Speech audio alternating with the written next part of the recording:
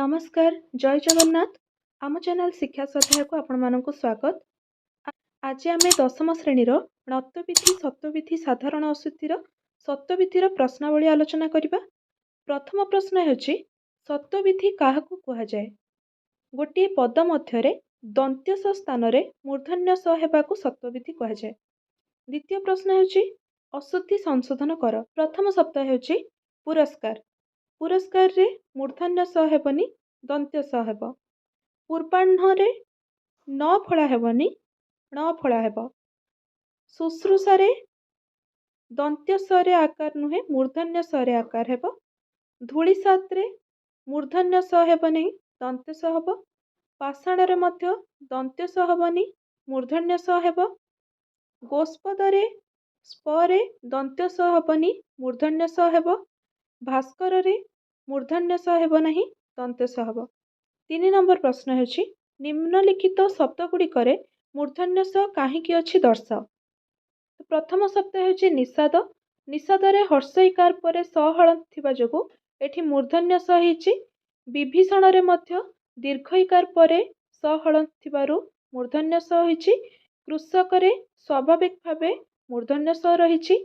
गवेषणा रे एकार परे स हलंत थिबारु मूर्धन्य स होइछि। औषध रे ओकार परे स हलंत थिबारु मूर्धन्य स होइछि। 4 नंबर प्रश्न रे निम्नलिखित शब्दगुड़िकरे मूर्धन्य स परिवर्ते दन्त्य स काहींकी होइछि। पुरस्कार रे अकार परे स हलंत रहउतबारु एठी दन्त्य स रहिछि। संस्कार रे अनुस्वार परे स हलंत रहउतबारु दन्त्य स रहिछि। धूलिसात शब्द रे सात प्रत्यय जोग होइतिबारु मूर्धन्य स स्थान रे दन्त्य स होइଥାଏ।